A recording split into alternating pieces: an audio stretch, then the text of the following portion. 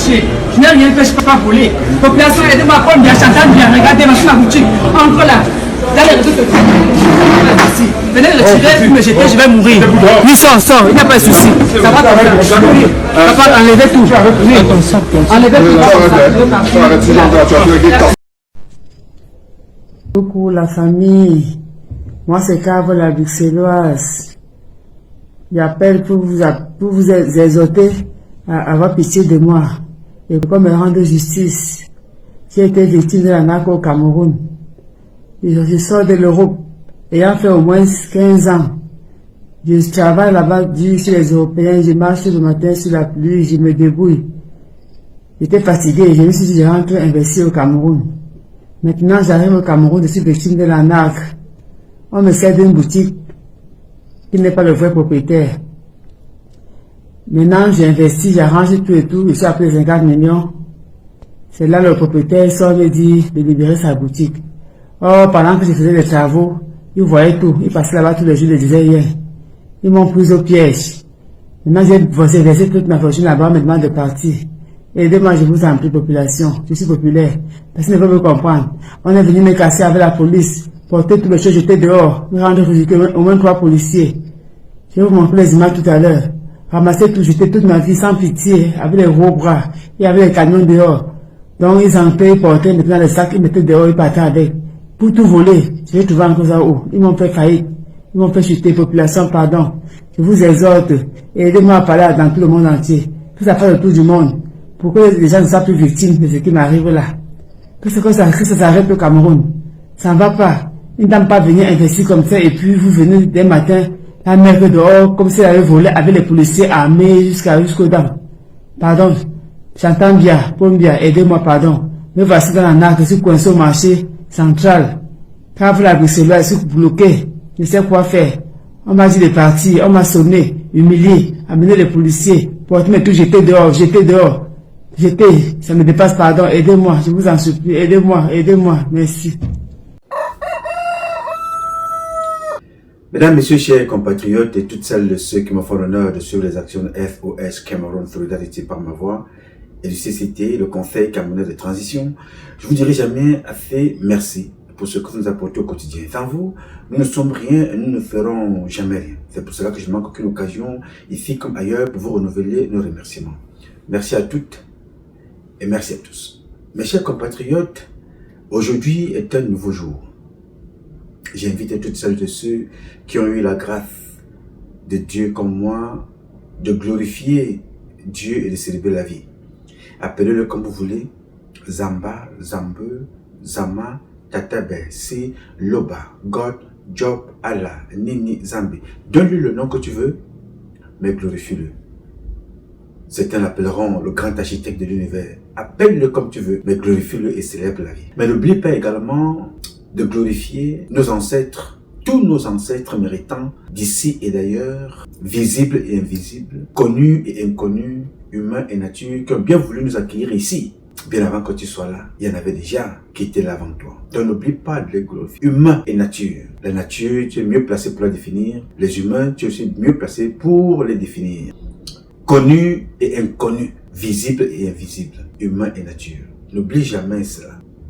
Bien. Alors, mes chers compatriotes, quand je vous dis que glorifions Tizama, chaque minute, chaque seconde compte. Je voudrais ici, avant de vous entretenir sur le sujet pour lequel nous nous retrouvons ici ce matin, avoir une pensée de cette jeune dame qui est décédée en allant donner la vie. Oui, monsieur. Elle est encore dans notre pays qui décède. Pas parce qu'elle a eu des difficultés d'accouchement, non. Parce qu'elle a été abandonnée, puisqu'elle n'avait pas peut-être de l'argent à donner. On l'a laissée mourir. Yes, ça se passe chez nous au Cameroun. C'est devenu normal. Tuer est devenu quelque chose de normal au Cameroun. Donc je voudrais avoir une pensée pour son mari, pour ses enfants si elle en avait d'autres, pour sa famille, mais également pour toutes les femmes au Cameroun qui sont devenues des objets criminels, des objets sexuels, des objets rituels. Les femmes camerounaises que je connais le mieux, ça se passe aussi certainement dans d'autres pays, mais je parle du Cameroun parce que c'est mon pays, le pays que je connais le mieux parce que dans ce pays-là, je suis actionnaire majoritaire du patrimoine Cameroun. La femme dans ce pays représente une chose. Le traitement qui est réservé à la femme au Cameroun n'est pas différent du traitement qui était réservé aux Noirs en France dans leur maudit document qui s'appelait le Code noir. Là, c'était des Français. Au Cameroun, c'est différent. Au Cameroun, la femme camerounaise n'est pas différente du traitement qui était réservé aux Noirs à l'époque en France, dans le Code noir. C'est ce qui est réservé à la femme aujourd'hui. On tue des bébés devant tout le monde, ça n'émeut personne. Vous vous rappelez, je vous avais dit ici, que l'affaire de la petite Joyce, c'était une question de 72 heures. Classé dans les oubliettes, on attend la prochaine victime qui sont en train de préparer. Bien maintenant, vous allez apprendre qu'on a violé une petite fille de 18 mois, de 3 mois. Oui, ça existe. En attendant que toi, tu vois ça publiquement, nous combattons ce comportement-là depuis pratiquement plus de 30 ans que je combats, je dénonce avant l'avènement des réseaux sociaux. Mais je suis convaincu que personne ne peut vaincre Dieu. Satan, que certains d'entre vous servent là, ne pourra pas vaincre. Ne vaincra jamais Dieu. Ces créatures ne vaincront jamais parce que Dieu est le seul et unique grand maître. Si tu crois au marabout, il faut donc croire à leur patron. C'est Dieu. C'est Dieu le créateur de toutes choses. Donc je préfère dealer avec lui que de dealer avec des intermédiaires, des menteurs, des manipulateurs. Je voudrais donc renouveler mes condoléances à la famille de cette jeune compatriote, à toutes les autres femmes, aux enfants qui sont victimes dans notre pays.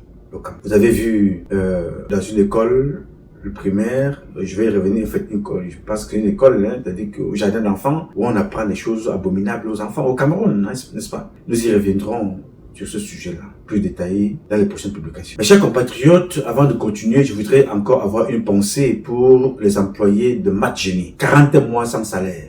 40 mois. Vraiment, avoir ça, j'ai l'impression que les Camerounais, en fait, il y a une génération de Camerounais qui sont maudits. 40 mois sans salaire. Et je ne vois pas ça sur les pages de certains qui se disent des influenceurs. 40 mois sans salaire. Personne ne dénonce ça. Nos parents souffrent de 40 mois sans salaire. Matjeni sont des parents. Ce sont des couples. Ce sont des enfants des gens. Ce sont des familles. 40 mois sans salaire. Le directeur dort. Il vit, il mène sa vie. Il achète des maisons, il construit. Nous y reviendrons dans les prochaines heures pour la suite de la première publication. Mais je voudrais dire ici aux employés de Matjeni, nous sommes de tout cœur avec vous. Moi, personnellement, je suis de tout cœur avec vous, avec toute mon équipe.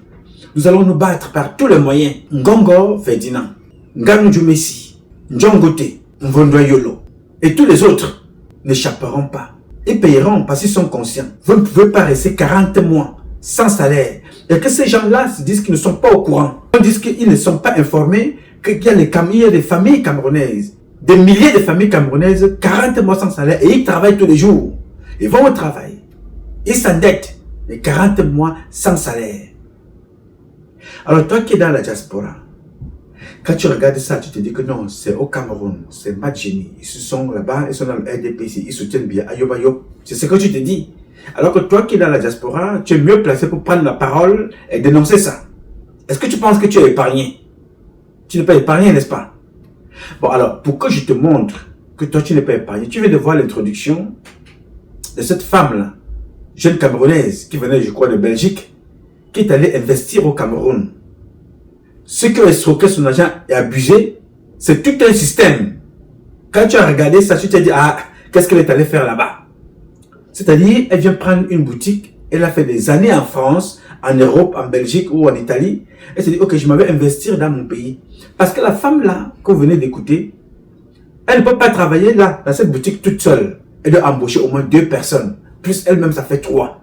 Créer déjà 2 emplois au Cameroun, c'est nourrir une famille pratiquement de 10 personnes.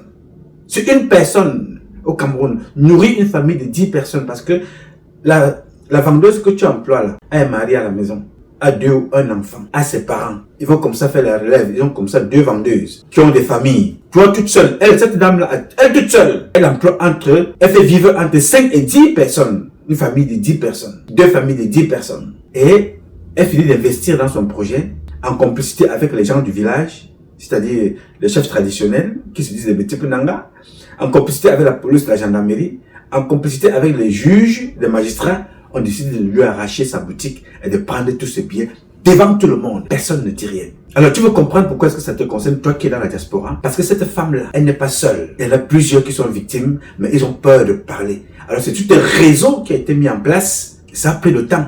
Mais nous avons réussi à mettre la main sur l'un des leaders de ce gang de bandits. Un certain commissaire, le commissaire Ibrahim Ndjida. Ibrahim Ndjida que vous voyez là. Il est à la tête de ce réseau. Et il n'est pas seul. Il travaille avec plusieurs personnes. Il travaille également avec un autre qu'on appelle Ninja. Ibrahim Njida, avec son complice Ninja, de son vrai nom Mo Abel. Mo Abel était l'ancien chauffeur du colonel Mbankwi Chef Semil à l'époque. Vous voyez que c'est les mêmes personnes, ça tourne. Il s'appelle Mo Abel. Vous voyez en photo là. Et Ibrahim Njida. Ibrahim Njida est un policier. Nous dit-on est un commissaire. Il faut donc voir ça auprès du directeur général de Mbargangele, le patron de la police. Alors ces gens passent leur temps. Les deux personnes que vous avez vues là et d'autres, parce que c'est un réseau. Ils passent leur temps. Ils vont s'asseoir dans des hôtels. Cible des Camerounais de la diaspora, femmes comme hommes. Cible, ils regardent ton profil. Ils se renseignent auprès des gens de l'hôtel, distraitement comme ça, pour voir si tu pèses lourd. Dès qu'ils ont pris tous les éléments, ils repartent créer un dossier te concernant. Ils viennent te voir encore, ils t'interpellent quelque part en route, ils te sortent un dossier, ils disent voilà, tu as un dossier à la DGRE, tu as un dossier à la CEMIL. Voilà, sinon si tu ne... Et quand on te dit tu as un dossier à la CEMIL, on ne te dit pas ça en l'air comme ça. Ils associent ton dossier à un membre du parti de l'opposition ou alors à un ambazonien. Je dis que mais comment? Le temps de réfléchir, tu te retrouves déjà gardé quelque part, 2-3 jours, on est en train d'enquêter. Alors toi, tu es un homme d'affaires. Tu dis vraiment, tu n'as pas envie de perdre beaucoup de temps. On commence donc à te sortir des chiffres. Oui, monsieur. Il y a monsieur Ayouk, un certain Ayouk. Ayouk s'est vu dépouiller et son partenaire Akbo. Ils se sont vu dépouiller entre 3 et 4 milliards de francs CFA. Au Cameroun. Monsieur Ayouk et monsieur Ab, tous les deux originaires du sud-ouest, se sont vus dépouiller comme ça entre 3 et 4 milliards de francs CFA au Cameroun. Le Cameroun, en termes de crimes, de vol, de corruption, nous avons dépassé les Yakuza, nous avons dépassé l'Italie, la mafia. En Italie, nous avons dépassé partout. Quand on adjoint à ça les crimes, la vente des organes, la vente du sang humain, la corruption, les arnaques, les enlèvements, nous avons dépassé tous ces pays. Et la situation est très très grave. Très grave. Alors voilà donc des personnes. À l'instant où je vous parle là, l'un des gangs de la sécurité militaire, ils sont enfermés, sauf s'ils ont été libérés hier, un lieutenant, ils sont enfermés à Bertoua. Même chose comme Ibrahim Njida. Et Ibrahim Njida était déjà sous une enquête. C'est-à-dire le commissaire que vous voyez là, malheureusement qui est mort en 2025, était déjà sur une enquête, en train d'enquêter pour dénoncer le comportement de son propre collègue. Malheureusement, il est mort. Alors, Ibrahim Njida est proche parent du président de l'Assemblée, en fait, l'ancien président de l'Assemblée, avait été chassé, mis de côté. Et dès qu'il avait été chassé et mis de côté, il a commencé à venir dénoncer les listes des enfants de Kaveh Djibril que vous avez suivi dehors, les faux diplômes et tout ça. C'est lui qui avait récupéré pour venir donner parce qu'il avait été mis de côté. Alors, comme il connaissait bien la famille, il a récupéré tous les noms. Un policier, hein, je ne sais pas, on nous dit qu'il est commissaire de police. C'est à vérifier, mais il est policier.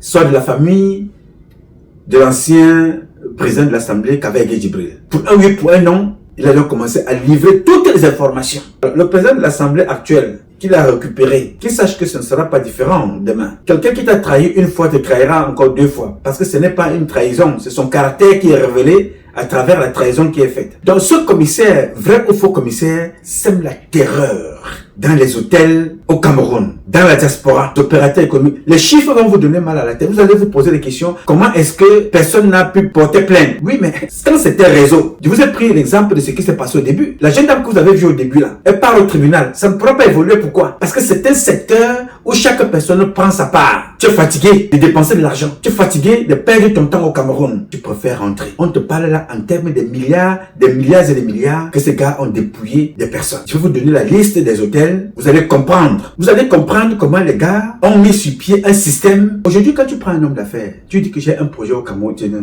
s'il te plaît. Il peut même te porter plainte de lui avoir prononcé le nom Cameroun. Parce qu'il se dit que tu as eu le temps de le cibler et tu as envie d'aller le frapper au Cameroun. Ça se passe avec la complicité des autorités camerounaises. Alors, comment voulez-vous faire confiance aux hommes en tenue, chargés et censés vous protéger? Ce sont ceux-là qui vous abusent, qui vous kidnappent, qui vous escroquent. Et nous attendons donc tout du président de la République. Est-ce que Paul Biya connaît cet individu? Non. Est-ce que Mbargangele est au courant de ce que ce monsieur fait? Je n'en sais trop rien. Mais à travers cette publication, Mbargangele et le commissaire Meva, demain c'est vous qui serez des comptables. Parce que vous poserez la question. Parce que je vous appelle toujours, hein. J'appelle toujours pour dénoncer un certain nombre de choses avant de parler ici. Demain vous direz que vous n'étiez pas au courant. Demain vous direz qu'on vous fait un chantage. Demain vous direz que vraiment on ne vous aime pas. C'est-à-dire quand on parle de vous comme ça, on vous dit voilà, faites attention. Ce monsieur est dangereux. Voilà ce qu'il a fait. Vous ne prenez pas garde, vous ne prenez pas les mesures, parce que le vol, le résultat du vol est partagé par certains d'entre vous. Je ne parle pas de Meva. Je parle ici Meva parce que c'est un nom connu, que je prends un témoin proche du patron Bargangele. Vous devez donc lui informer de cette situation, avant qu'il ne soit trop tard. Je vais vous donner les noms des hôtels où vous allez trouver ces individus toujours assis à la terrasse. Là, messieurs, ils sont assis là, ils ne font rien. Ils observent, ils sont dans les aéroports, en complicité parfois avec les enlèvements dans les taxis. Quand on dit enlèvement, séquestration, rançon, ces messieurs-là sont concernés. Yes, sir. J'enlève les lunettes de mon ami Augustine. Bon, je vais ici vous lire quelques noms. Je vous rappelle que même le ministre des marchés publics avait été frappé, a été victime de ces gens. Vous allez comprendre. Lui, son cas, je reviendrai un peu plus tard. Ils ont frappé Ayouk et son ami, son partenaire Abo. Entre 3 et 4 milliards au Cameroun. Vous allez vous plaindre où? Nulle part. Alors vous trouverez ces gens-là à l'hôtel Hilton. Ils sont là, assis, ils font les rondes. Ils s'asseyent là, ils observent. Ils peuvent prendre un verre d'eau, ils déposent là. Le verre d'eau peut faire 8 heures de temps, 10 heures de temps. Ils ne bougent pas, ils ne dépensent rien. Ils observent, ils enregistrent des personnes. Ils filment distraitement. Ils font dans les filatures, ils te suivent. Après avoir pris des informations comme ça au passage, auprès des gens qui servent à l'hôtel, bien des gens qui travaillent. Non, ce monsieur, s'il est déjà devenu ici combien de fois? À ce monsieur que voilà, mais il fait quoi ici? Il est dans quelle chambre? Quelle est sa suite? Le gars peut te répondre comme ça naïvement. Et finalement, certains employés des hôtels sont devenus leurs complices dans ce braquage-là, dans ce racket, dans ces enlèvements. Certains employés des hôtels sont devenus leurs complices. On vous donne le numéro de chambre de la personne, on vous dit, on vous fait part de ses habitudes, il sort à quelle heure, il se lève à telle heure, il roule avec telle voiture, tel est son chauffeur, ils donnent toutes les informations. Et quand ils prennent comme ça, eux aussi, ils mettent en pratique, ils commencent à te filer.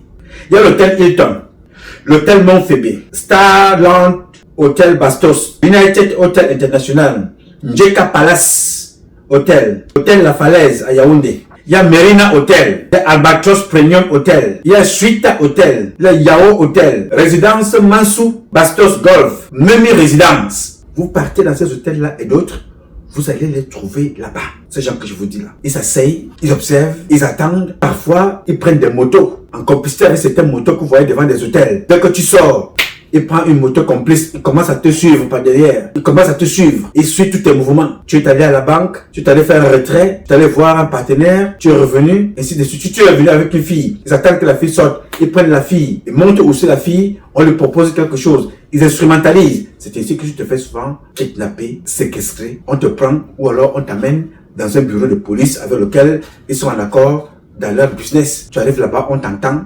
On te fait lire un certain tas de choses qui n'ont aucun sens. C'est toi qui livres les armes à Ambazonie, aux Ambazoniens.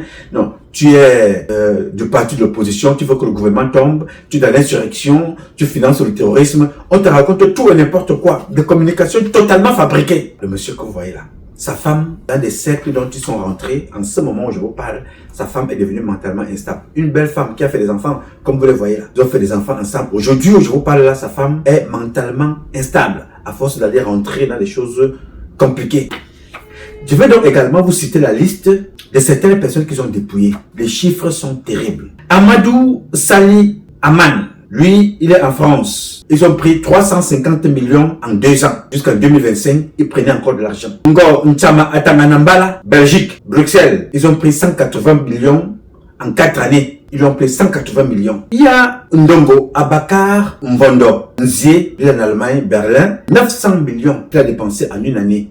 Là, en 2026, là. 900 millions. Chantage. Peur de la prison. 900 millions sont partis comme ça. Bouba, Moussa, Aboubakar, Youssoufa, aux États-Unis. 800 millions de francs CFA en 3 années depuis 2024. Eyenga, Ndongo, Ewundo, Moumie, Brésil, à Sao Paulo. 700 millions en 5 ans depuis 2022. Mahamat, Ali, Djibrila, Canada, Montréal. 750 millions de francs CFA prélevés comme ça en 6 ans depuis 2021. Fort, Tanu, Agofort, Sangou, Italie, Milan. 650 millions prélevés en 7 ans parce qu'il avait peur de la prison. Oui, monsieur.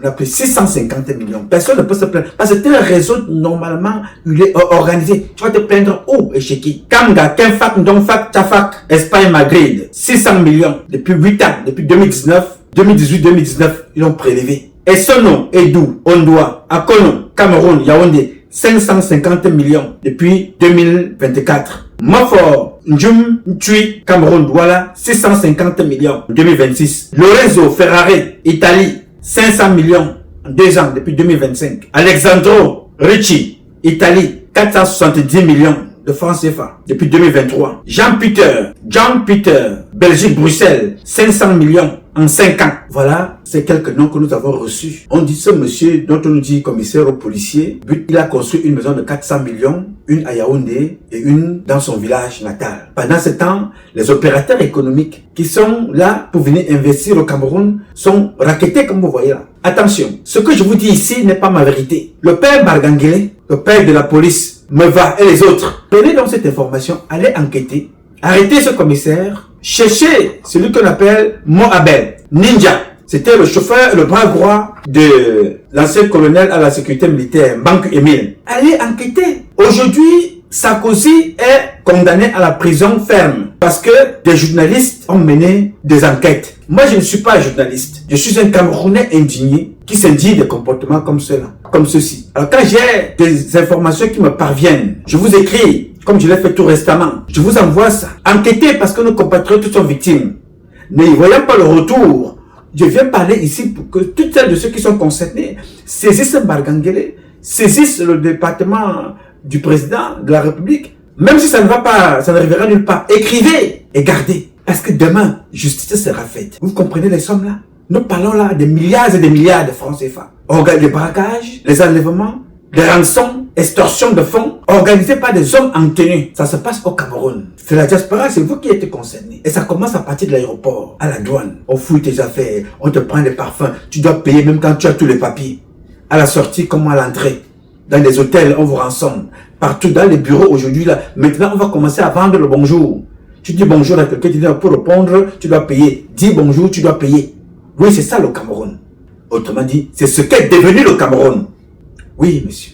Le banditisme, les crimes, le racket, la corruption, le chantage, les enlèvements, les assassinats, le terrorisme. Ça se passe à Yaoundé. Toutes les autorités sont informées de ces réseaux-ci. Si vous êtes un pays aussi informé qu'on veut nous faire croire, mais ce monsieur devait être arrêté depuis. Ce gang devait être démantelé. Ce gang devait être démantelé. Mais malheureusement, personne ne prend le temps de faire son travail. On persécute ceux-là qui tentent de dénoncer. On les arrête, on les jette en prison. Pendant ce temps, ceux qui sont censés protéger les Camerounais se promènent, rançonnent en arc des personnes. Nous sommes encore un pays, sommes-nous encore une république? Tout ça se repose sur la tête de Paul Biya.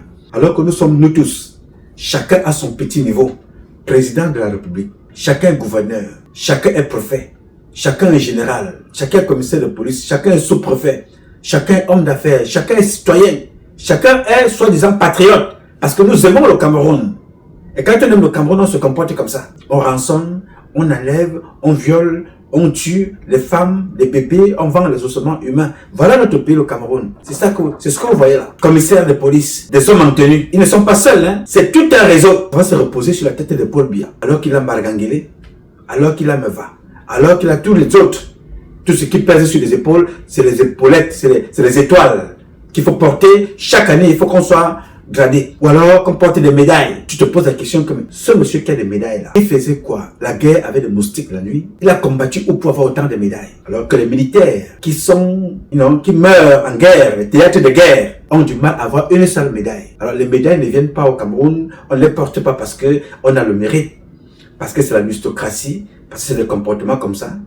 Ton patron te donne la médaille parce que tu es dehors aller chercher des clients pour ramener. En ce moment-là, tu es un bon policier, tu es un bon gendarme, tu es un bon agent de renseignement, tu es un bon élément de la CEMIL. Quand tu vas racketter les gens, tu viens partager avec le colonel. Quand tu vas racketter les gens, tu viens partager avec le commissaire, avec le colonel au bureau, avec le commandant. En ce moment-là, tu es un bon élément. Ceux qui sont en guerre n'ont pas de médaille, n'avancent pas en grade. Mais toi, qui rackettes les gens au quartier, tu portes le galon, tu as des médailles, tu as de l'argent, tu construis des maisons de 400-500 millions de francs CFA. Pendant ce temps, nous posons tout ce qui ne va pas mal sur la tête des Biya. Et ceux qui sont censés mettre de l'ordre sont dans les commissariats, sont dans les gendarmeries, sont dans des bureaux comme les Bankui, les colonels et autres. Le Cameroun va mal. Mais c'est Paul Biya le problème. Le Cameroun va mal. Les autres s'empiffrent, mais c'est Paul Biya le problème. Et c'est ceux qui dénoncent, comme moi ici, comme J-Paul Rémy et les autres, c'est nous le problème. Mais ce n'est pas ceci. Non. Et toi qui es dans la diaspora, Quand tu regardes ça, tu te poses la question, bon, Nouma a publié, c'est une publication vraiment, la publication que tu viens de faire là était une très bonne publication. C'est une bonne nouvelle. Oh là là, merci beaucoup. Bon, la prochaine vidéo, c'est quand? Tu te poses pas la question, mon cher ami, pourquoi ce comportement? Jusqu'à quand allons-nous vivre ça? Qu'est-ce que je peux faire? Je le disais encore à un ami hier, 70% des opérateurs économiques camerounais méritent la peine capitale. 70% de tous les opérateurs camerounais méritent la peine capitale après le gouvernement de Paul Biya, après ce régime-là. Et 99% des membres du gouvernement méritent la peine capitale. Je dis 70% des hommes d'affaires, hein, ils se reconnaissent. Je vais en parler dans la prochaine publication, vous allez comprendre pourquoi je vous dis ça. 70%, si ce n'est plus, sont des criminels. C'est-à-dire, ils ont tué et contribué à tuer plus de Camerounais qu'à l'époque de la France avec le napalm. En 60 ans, 90% des membres du gouvernement, si ce n'est 99%, et 70% des opérateurs économiques méritent demain la peine capitale. Ils ont tué plus que la France. Ils ont détruit les familles plus que la France. Et ils auront des comptes à rendre. Ça, c'est un autre sujet. Alors, j'ai voulu partager ça avec vous pour vous dire que des lieux d'accueil, des hôtels sont devenus des lieux de prélèvement, des lieux de crime, des lieux de droit, de sécurité. Les agents de commissariat, de gendarmerie sont des lieux de séquestration, de braquage. Là, on demande de la rançon, on monte des faux dossiers, ni tête ni queue. Tu dois payer de l'argent. Tu dois dépenser de l'argent. Quand vous regardez un pays comme le Cameroun, doté de toutes les richesses, commençant par l'intelligence des Camerounaises et des Camerounais que nous incarnons, et la grâce qui nous a été accordée, le sous-sol qui nous a été donné, menu de toutes les richesses que Dieu nous a données. Est-ce que c'est ce pays-là qui doit être comme il est là en ce moment? Où on apprend le sexe aux enfants à l'école, à l'âge de jardin d'enfants, 1 an, 2 ans, la zoophilie, la pédophilie, avoir des rapports sexuels. On apprend ça aux enfants. Après, on vient violer les mêmes autres enfants. Les mêmes enfants à l'école. Comment pensez-vous que nous allons évoluer dans des comportements comme ça? Comment pensez-vous un temps soit peu que nous allons évoluer au Cameroun avec des comportements comme cela? Pendant ce temps, nous avons de l'admiration pour l'AES. Nous avons de l'admiration pour le Mali, le Burkina, le Niger, pour les autres pays. Mais nous avons des bandits à col blanc, comme le président nous appelle. Nous avons des bandits en tenue. Nous avons des bandits gradés dans l'armée. Nous avons des bandits cachés derrière le tribunal, les tribunaux. Chacun se lève à la maison avec sa touche, il va s'asseoir là-bas. Il est convaincu que là, il a déposé, il est derrière le comptoir. Il faut payer. À tort ou à raison, tu dois payer. Sinon, tu vas en prison. Ou tu es tué, ou tu disparais totalement. Ça, c'est le Cameroun. Alors, j'ai voulu échanger avec vous, mes chers compatriotes, vous qui nous suivez, vous qui êtes dans la diaspora, vous qui avez la volonté d'aller investir au Cameroun. J'ai voulu échanger avec vous. Ce n'est pas une information. J'ai voulu partager avec vous ces petits détails. Je vais publier sur Talba Mala. Je vais ici revenir publier plusieurs détails sur M. Talba Mala. Pour vous dire d'où commencent ces comportements. Jusqu'où vont-ils? Quelle est la responsabilité de certains ministres entre victimes et complicité avec ces gens-là? Parce que ce commissaire-là, ou faux commissaire, ou vrai commissaire, ou policier, ou faux policier, a la particularité, comme il a un accès facile en tant qu'homme maintenu, d'aller prendre des informations. Vous savez que tous les hommes membres du gouvernement sont fichés. Vous connaissez ça. Ce n'est pas forcément pour de mauvaises raisons. Tout Camerounais doit être fiché. Ça, c'est normal. On doit connaître ton profil. Ça peut servir le président de la République, ça peut servir le gouvernement. On doit connaître que voilà, Patrice Nouma est un citoyen camerounais qui a fait des écoles au Cameroun, qui est entré dans l'armée, qui est allé en France. Voici son parcours, voici son parcours, voici son parcours. Il a quitté le Cameroun, passant par la France. Il est parti en Allemagne. Il est allé dans d'autres pays, passant par les États-Unis. Il est allé au Canada. Il a fait ci, il a fait ça, il a fait ça. Voilà son parcours. Si dans ce profil-là, en regardant mon profil, il y a une situation qui inquiète. On dit que ce gars est un danger parce que il collabore avec des terroristes. Il collabore avec Boko Haram. Il collabore avec les ambazoniens. Il collabore avec les opposants. Donc on prend mon nom, on met quelque part, on m'a blacklisté quelque part. On dit que non, c'est un danger. Oh, ce profil-là intéresse. On se dit, bon, voilà, un Camerounais de la diaspora qui a une vision panoramique de ce qui se passe à l'extérieur et à l'intérieur. Ce profil-là peut intéresser le président de la République. Ça peut intéresser le Cameroun. On va regarder Ngacha.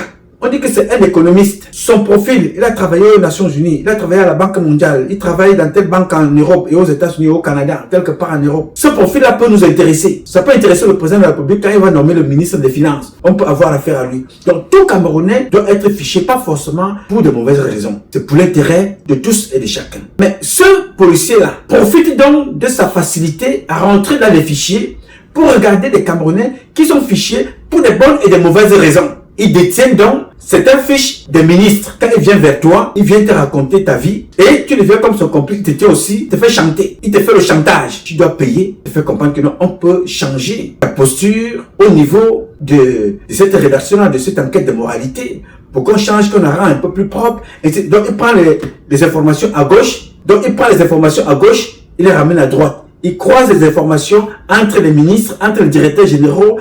C'est comme ça qu'il vit en portant les informations fausses ou vraies informations. Alors, ce qui fait que quand il va claquer, il va rançonner des opérateurs économiques, il trouve une certaine protection auprès des magistrats, auprès des autres personnalités de la République. Ça crée avec une certaine proximité qui n'est réellement pas une réelle proximité, qui est une proximité des gens qui sont tenus quelque part par des fausses et vraies informations. Ce dont le directeur, le président de l'Assemblée de l'époque a été victime du même commissaire ou vrai ou faux policier avec sa bande. Donc, vous avez vu une liste tournée, puisque c'est lui qui donne l'information, la liste était vraie, de tous les enfants de Kava et Djibril qu'il a mis dans la fonction publique. La plupart travaillaient au Sénat.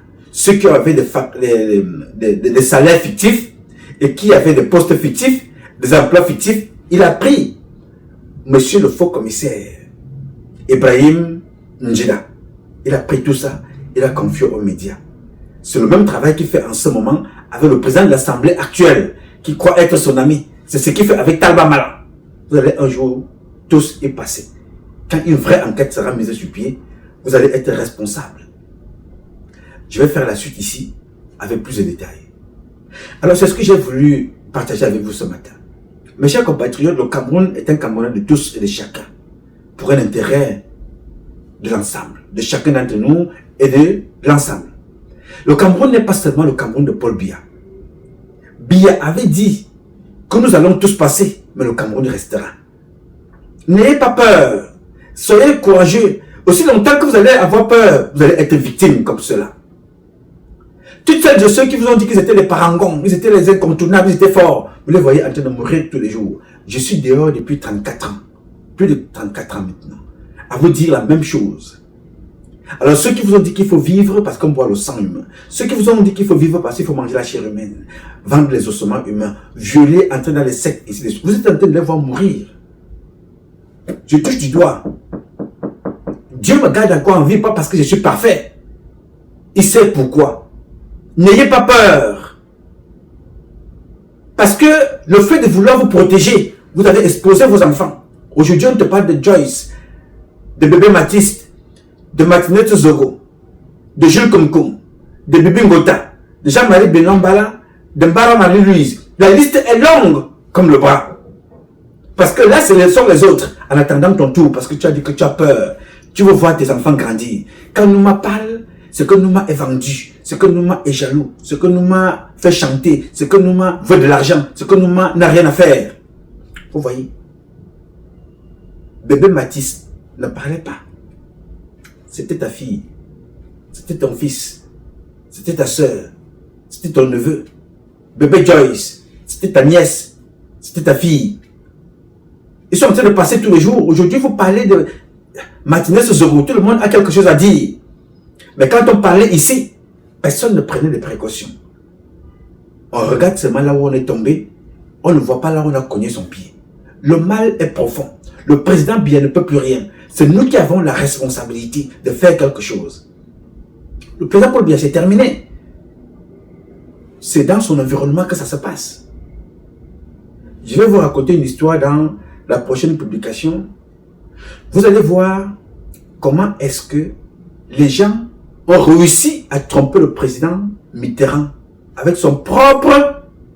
Lui dit ce qu'il a envie de dire. Il dit, allez dire au peuple que je suis victime d'un cancer de la prostate. Dites-leur ça que je suis malade. Mais l'environnement qui ne voulait pas perdre le pouvoir a réussi a changé ce communiqué pour prolonger le vol. Mitterrand. Le président Paul Biya avait dit qu'il est le meilleur élève de Mitterrand. Je vais récupérer cette vidéo, je l'ai gardée, je vais partager avec vous demain.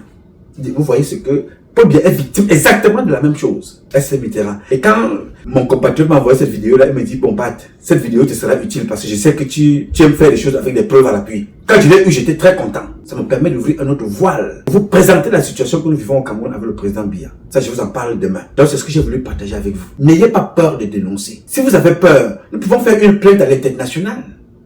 Que les opérateurs économiques sont rançonnés, raquettés comme ça au Cameroun. On peut faire une plainte. Nous avons une association ici qui est légale, qui a autorité, qui est reconnue de droit public. SOS Cameroun Solidarity est une association légale d'utilité publique. On peut porter plainte. Parlez-nous, adressez-vous à nous si vous ne voulez pas être visible. Donnez-nous tous les éléments que vous avez. Moi, je parlerai à votre nom. Nous allons prendre des avocats pour ça. Parce que toute la chaîne judiciaire est corrompue. Les officiers de police judiciaire sont corrompus. Vous allez vous confier à qui? Il y a donc la justice internationale. On peut encore compter sur elle d'une façon ou d'une autre en attendant que le régime change et que les vrais magistrats que je connais, il y en a encore au Cameroun, les vrais avocats, il y en a encore. Parce qu'au Cameroun, les avocats camerounais, parfois ton propre avocat va prendre tes informations, donne à l'adversaire, prend l'argent, met dans la poche, tu dis que non papa, cette affaire-là, non, je ne peux pas. Mais après avoir pris l'argent, et tu perds le procès parce que ton avocat propre t'a vendu. Ça passe au Cameroun. Alors c'est ce que je voulais échanger avec vous ce matin et attirer votre attention. J'ai dit. Alors mes chers compatriotes, ce combat est un combat de tous et de chacun pour un intérêt commun. C'est avec la volonté des Camerounaises et des Camerounais que vous êtes et la bénédiction de Dieu que nous vaincrons. En attendant, le combat continue. Ce combat continue parce qu'un Cameroun nouveau est possible. Chacun d'entre vous dans son domaine respectif et ensemble, nous redonnerons à notre pays ses lettres de noblesse. Nous ferons de ce pays la capitale du paradis sur terre. Moi, je sais compter sur vous. Je sais ce que vous représentez. Je sais ce que vous êtes capable de faire pour ce pays dans tous les domaines. Tous les domaines. Aucun pays au monde ne dépasse le Cameroun. Il n'y en a pas. Je disais même d'ailleurs à mon ami hier que je dis, on nous appelle l'Afrique en miniature. Non. C'est nous réduire. Nous sommes le monde en miniature. Il n'y a aucun pays au monde où il n'y a pas un Cameroun, un Camerounais. Il n'y en a pas. Femmes comme hommes, dans tous les domaines, nous sommes représentés et représentatifs. Et quand on quitte dans le monde, on revient dans la capitale du paradis, le Cameroun, on trouve toutes les richesses que les autres pays ont. Nous les avons au Cameroun. Je dis bien toutes les richesses, sans exception, que tous les pays du monde ont. Nous les avons au Cameroun. Mais la particularité avec nous, c'est quoi? Et laquelle? C'est que toutes les richesses que les autres pays n'ont pas, mais nous les avons au Cameroun. Alors, dites-moi avec tout ça, quel est le pays qui peut nous convaincre que nous sommes pauvres? Quel est le pays qui peut nous dépasser? Que nous ne sommes pas un pays riche. Donc c'est dans nos têtes que ça se passe. Parce que la réalité est différente. Sentons-nous fiers, heureux, sentons-nous capables de manifester, de capitaliser, de rentabiliser, de matérialiser ce que Dieu nous a donné. Ce que nous sommes. Des êtres vivants, riches à nul autre pareil. Donc je vous connais. Je sais qui vous êtes. Ne tombez pas dans la flagornerie. Ne tombez pas dans le mépris, que chacun te méprise. Donc il faut croire en toi et avoir la foi. Personne ne te dépasse. Les gens que vous voyez là, ils ont des casquettes de gouverneurs, de prophètes, de ministres, de présidents. Toi-même, tu es un président. Tu es chef de famille. Tu es général. Parce que tu dois diriger une troupe dans ta famille. Ta femme, tes enfants, tu dois les diriger, les élever, les protéger, les sécuriser. Tu dois avoir peur de quoi? Ceux qui t'ont dit qu'ils étaient trop forts, certains sont en prison comme Amogo Belinga, comme Alain Mebengoro. Hier, quand tu passais avec la sirène, tu te mettais de côté, tu avais peur. Aujourd'hui, qui est plus libre entre toi et eux? Parce que tu es resté fidèle à ta vision. Tu es resté fidèle à ta logique. Continue de rester fidèle. Il faut croire en soi et avoir la foi en Dieu, aux ancêtres et à tes parents. Parce que demain, tu seras aussi un ancêtre. Il faut que tu sois capable qu'on t'invoque pour venir bénir les autres. Ça commence maintenant. Alors je sais compter sur toi. Je sais compter sur vous. Et je saurai toujours compter sur vous. Parce que je sais ce que vous représentez pour nous. Je sais compter sur vous. Et je compterai toujours sur vous. Mes chers amis, que ce soit dans la diaspora, il y a eu des Camerounaises qui ont eu des supermarchés. dans ce pays, l'Amérique. Il y a des Camerounais qui ont des grandes sociétés dans ce pays, l'Amérique. Il y a en Europe, un peu partout. Faites un effort d'être un peu solidaire. Vous ne pouvez jamais réussir de façon disparate et pas comme ça disperser. Mais si vous ne pouvez pas le faire, ne détruisez pas les autres. Quand tu ne peux pas, ne parle pas mal de l'autre. Voilà, ça se passe au Cameroun, on nous détruit. On n'est même pas capable d'être solidaire pour défendre ce que nous sommes. C'est-à-dire, nous avons une même l'étiquette. L'étiquette qu'on nous a donnée, la diaspora.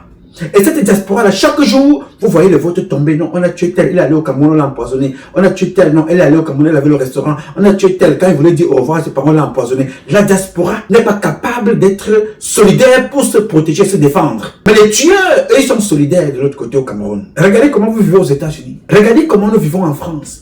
Regardez comment nous vivons au Canada. Très peu d'entre vous, vous vous retrouvez. J'ai été hier dans la nuit, parce que je vous tourne cette publication-là, je sors d'un deuil. Toute la nuit, nous étions à un deuil. On a perdu un compatriote camerounais, docteur. Il est mort dans son lieu de travail. Vraiment, c'est une douleur à une autre pareille. Médecin.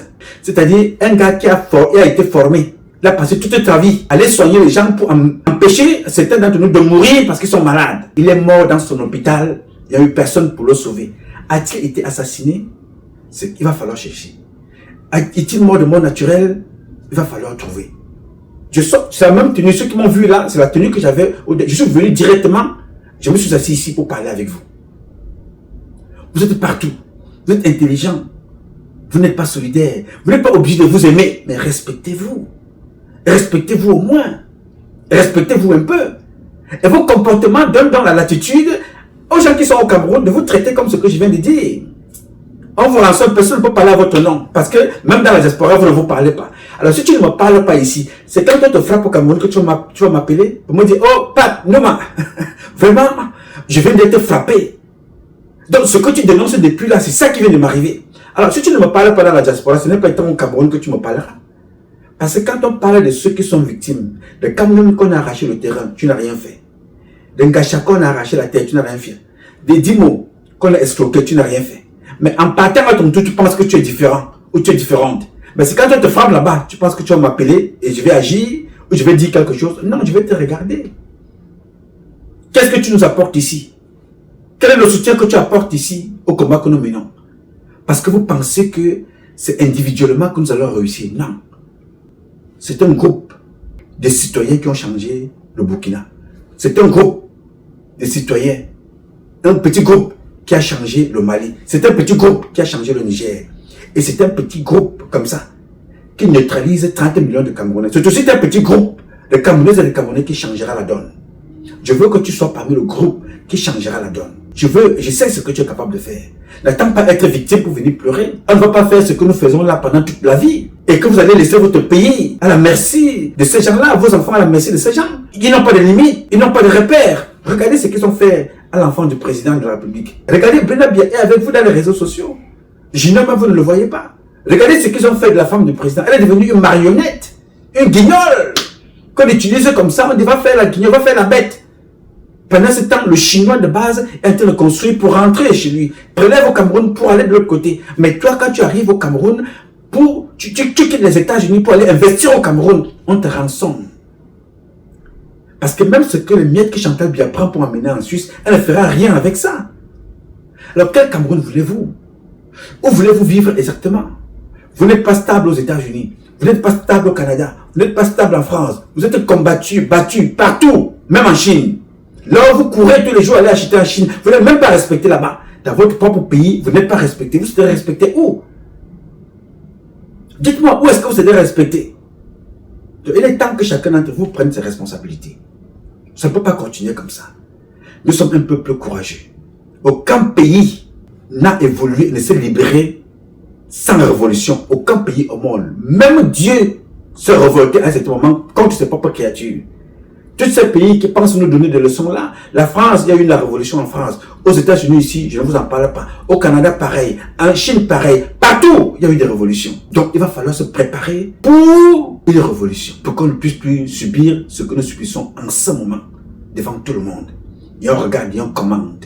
Dès qu'un est passé, on parle comme on a parlé de Joyce là. 72 heures, on n'en parle plus. Est-ce que vous entendez encore parler de Joyce? La petite Nawal, non. De Ben Matisse, non, on n'en parle plus. On attend la prochaine victime. qui sortira certainement d'un membre du gouvernement, de leur femme, de leur fille, de la diaspora. Ça arrivera. D'ici là, avant la fin du mois, vous allez apprendre.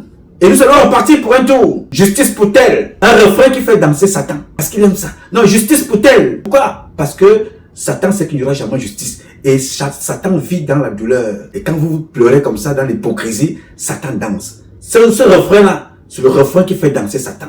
Justice pour tel. Pour qui avez-vous déjà reçu justice depuis que vous chantez ça? Alors changez de stratégie. Parce que vous en avez les possibilités. Alors je sais compter sur vous.